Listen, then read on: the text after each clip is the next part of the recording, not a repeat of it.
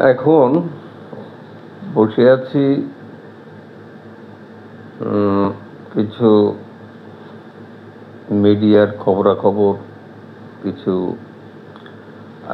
সমসাময়িক আলোচনা, এগুলা শুনবো, এটার থেকে কিছু বুঝবো, এটার থেকে কিছু মাথায় ঢুকাবো। ব্যাপারগুলো হলো এরকমই। আলোচনাগুলো শুনতে ভালো লাগে। আলোচনার ভিতরে অনেক কিছু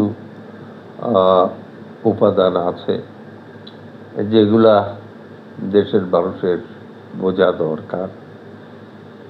এই বিষয়ে একটু সচেতন হওয়া দরকার, কেননা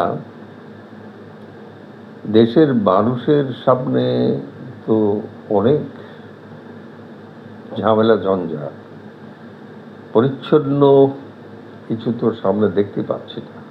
বহুত ঝামেলা, বহুত ঝঞ্ঝাট, তার মধ্যে দিয়ে ওই সোনা বোঝার মধ্য দিয়ে ভাগ্যে যেটা আছে এই জাতির সেটা তো হবেই, কিন্তু ঘরের মধ্যে যদি সব বিভীষণ বসে থাকে, সে ঘর রক্ষে করা খুবই কঠিন। তো যাই হোক, মানে এক ধরনের এটা আবার দুইটা পদ্ধতি আছে।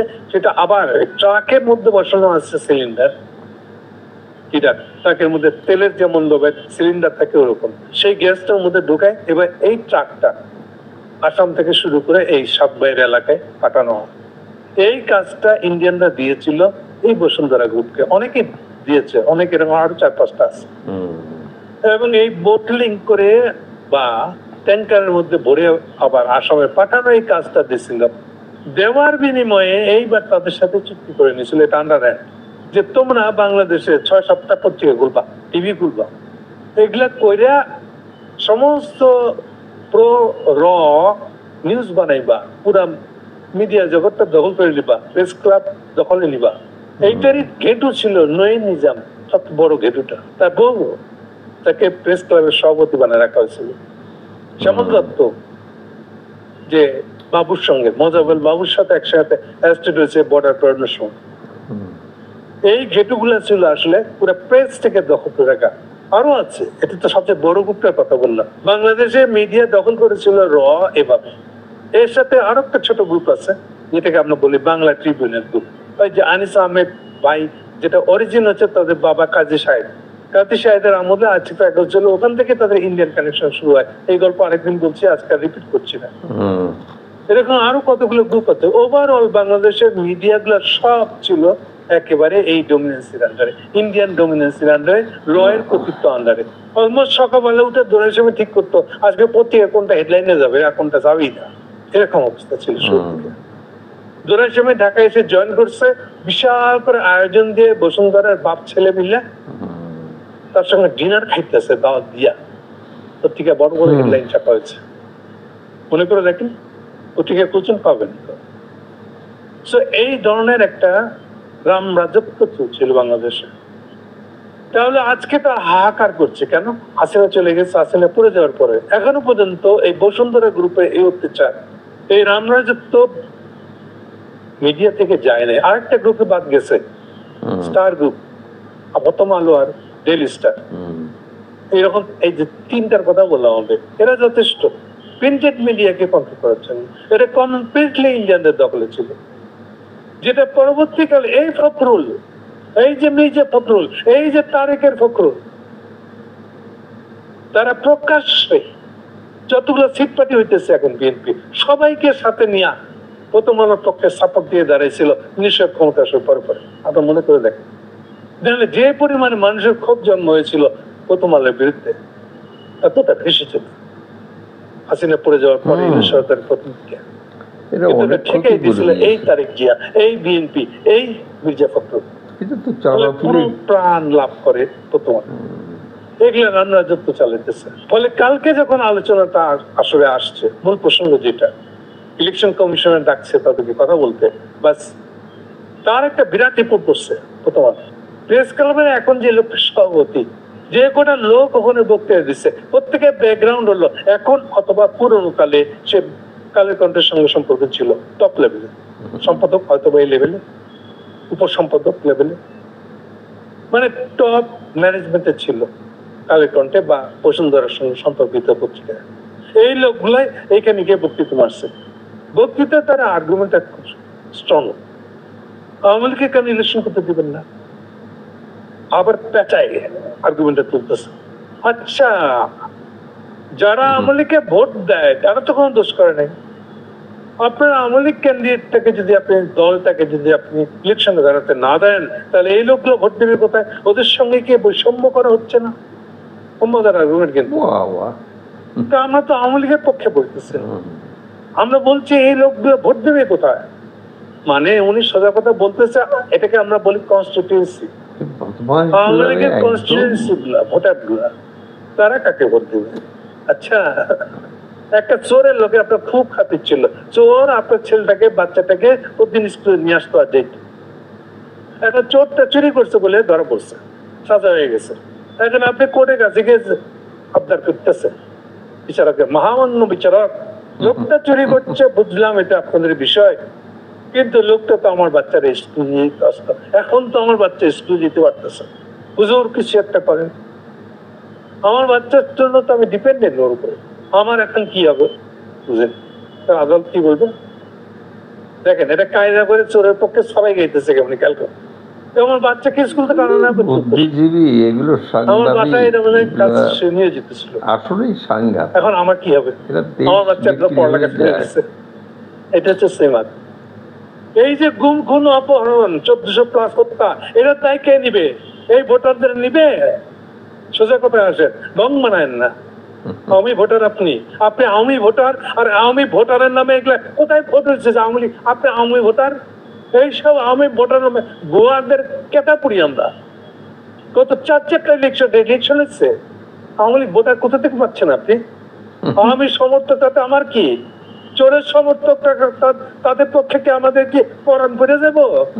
1400+ হত্যা হয়েছে, তার 10 গুণ মানুষ আহত হয়েছে, চোখ উপড়ে গেছে, চোখে গুলি লাগছে, কিভাবে তারা কাতরাইতেছে চিকিৎসার অভাবে। দেখেন না এগুলা আমি ভোটার মানাবো, তারা কোথায় ভোট দিবে? চোরের সাক্ষী গাট কাটা। যারা চোর পয়দা করছে, জনপ্রতিনিধিদেরকে চোর বানাইতে সাহায্য করছে, তাদের কোথায় ভোট দেবে? সেইটা কি আমাদের? তারা নিজেরাই তো গিলটি, অপরাধী। প্রথম কথা হলো ভোটই হয় না, আপনি কিসে আওয়ামী লীগের? লাস্ট ভোট হয়েছে 2001 সালে, এরপর আপনার কারা ভোটার এগুলা আসলে বমি করে দেয়। এইসব পত্রিকার আর তাদের পক্ষে আন্দোলন করতে গেছেন আপনি, ইলেকশন কমিশনের কাছে এবং ভঙ্গ করছেন অনেক আগেই আপনার ভোটার, আপনাদের কি হবে?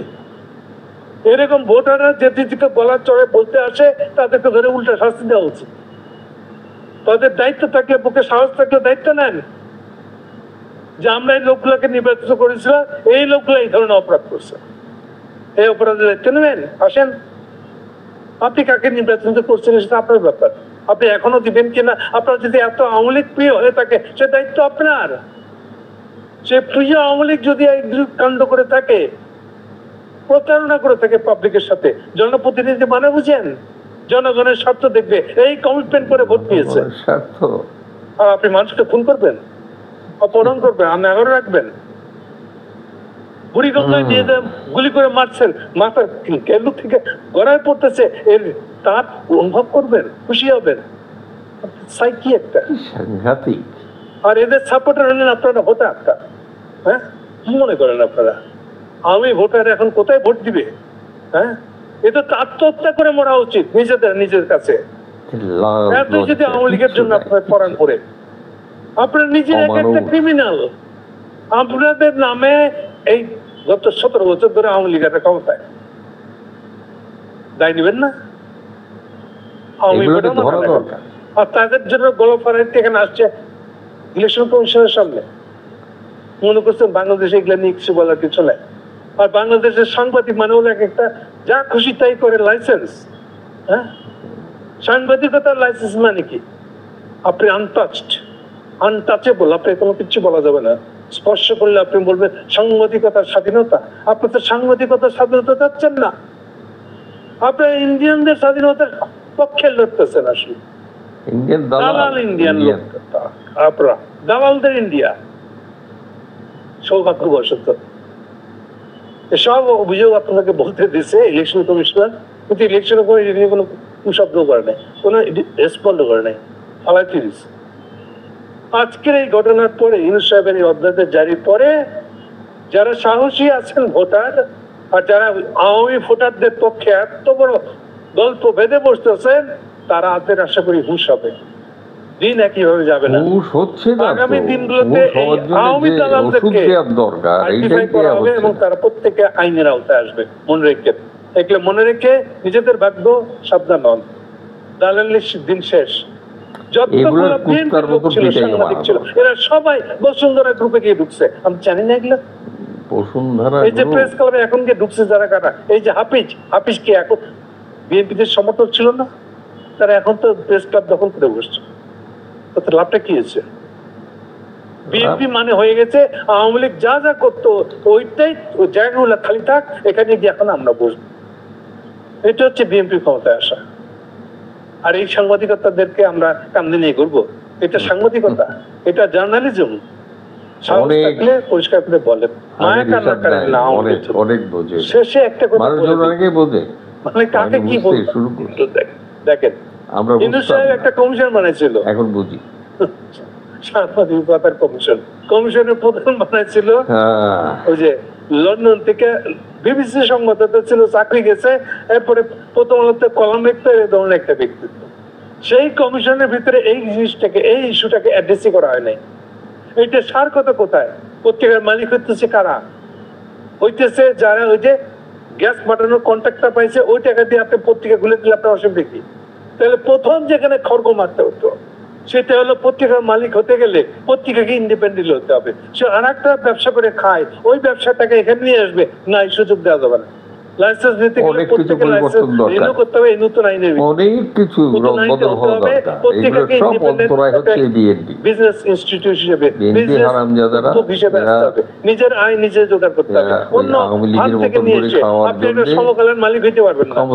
অন্য ব্যবসা করে, আওয়ামী লীগের ব্যবসা করে আপনার গোপালগঞ্জই বললে আপনি এখন আওয়ামী লীগের স্বার্থ রক্ষা করবেন, অন্য ব্যবসা করে আর অন্য টাকা কামায়, আর সেই টাকা নিয়ে এসে দিয়ে সমকাল চালাইবেন বিনা পয়সায়। ইয়েগুলাতে পাড়ার দোকানগুলোতে দিয়া দোকানদের মাধ্যমে এটা ডিস্ট্রিবিউট করবেন, এগুলো ব্যবসা চলবে না। পত্রিকাকে কমার্শিয়ালি হতে গেলে কমার্শিয়ালি হতে হবে, নিজে একটা ইন্ডিপেন্ডেন্ট কোম্পানি হতে হবে। অন্য কোম্পানির টাকা নিয়ে এসে দিয়ে পত্রিকা চলবে না। তাতে যদি পত্রিকা না চলে কিছু করার নাই। এইটা প্রথম নিয়ম হওয়া উচিত ছিল। এরকম কোন সুপারিশ করে নাই এই লোক নিজেই শেষে কি করছে, এই নিজে এখন ফাইনালি গত মাস থেকে ডেইলি স্টারে জয়েন করছে। কি দাঁড়ালো? তাহলে প্রথম শর্ত ছিল এটা একটা ইন্ডিপেন্ডেন্ট মিডিয়া হওয়ার যে শর্ত, তা পূরণ করা, তা করলেন না উনি। তা উনি সুপারিশও করলেন না। ইউনূস সাহেব তা নিয়ে কিছু করলেন না। প্রেস কাউন্সিল ঠিক করতে বলা হয়েছিল, করে নাই। কি সব মাল এনে ঢুকাইছে? শুধু প্রেস কাউন্সিলের যারা প্রেসের লোক, তাদের নিয়ে একটা নিয়ম কানুন তৈরি করেন। What is journalism? জার্নালিজম নিয়ম মেনে পত্রিকা রিপোর্ট করতে হবে। দেখাশোনার দায়িত্ব আপনাদেরই। প্রেস কাউন্সিলের আন্ডারে আপনাদের সদস্য করেন, আপনি করলেন না। এইটার দায়িত্ব প্রেসিডেন্ট মাহফুজা নামকে, এটা আর একটা ইন্ডিয়ান দালাল। ইন্ডিয়ার টাকা ছাড়াতে পত্রিকা চলে না। এই পত্রিকা চালানো আমাদের দরকার আছে, বাংলাদেশের দরকার আছে। কেন আমরা ইন্ডিয়ার টাকা নিয়ে টাকার উপর ডিপেন্ডেন্ট, চোরাই ভাবে আসা টাকা ডিপেন্ডেন্ট, এই পত্রিকা কেন বাংলাদেশে চলতে দেবে? এগুলো নিয়ে কোনো সুপারিশ না, কোনো উদ্যোগ কিছুই না। সুপারিশ করছে ইউনূস সাহেবকে না, ইউনূস সাহেব এটা নিয়ে কোনো ব্যবস্থা নিতে পারছে। আর এগুলো নিয়ে আইসেন আপনারা সাংবাদিকতা মারাইতে। হ্যাঁ, সংবাদপত্রের স্বাধীনতা নাকি ইন্ডিয়ানদের স্বাধীনতা, কোনটা? ভালো করে হিসাব করে দেখবেন, বুঝ করে কথা বলবেন। সব জায়গাগুলো বোয়াল মাথানোর মতো করে গিলে গিলে গিলে গিলে গিলে গিলে গিলে গিলে খাইছে। আসলে এগুলো শুনতে শুনতে মাথাটা গরম হয়ে যায়। অসহ্য অসহ্য রকমের ঝঞ্ঝাট। ইউনূস সাহেব কি বলবো, এই লোকটার খুবরিতে কি, নোবেল নিয়ে কি, এই যে জায়গাটায় বসছে। হ্যাঁ, অনেক জায়গায় অনেক তার ধারভার আছে বুঝি, কিন্তু রাজনীতি আর এই যে কুটচালের ভিতরে এই লোকটা এখানে আসলে সমস্যাটা যেটা হয়েছে, গোড়ায় গলত হয়ে গেছে। এত মানুষ জীবন দিল, এত দেশের মানুষের এই অত্যাচারের উপরে মানুষের না, আসলে হতাশ হয়ে যাচ্ছে দিন দিন, দিন দিন হতাশায় মনটা ভরে যাচ্ছে।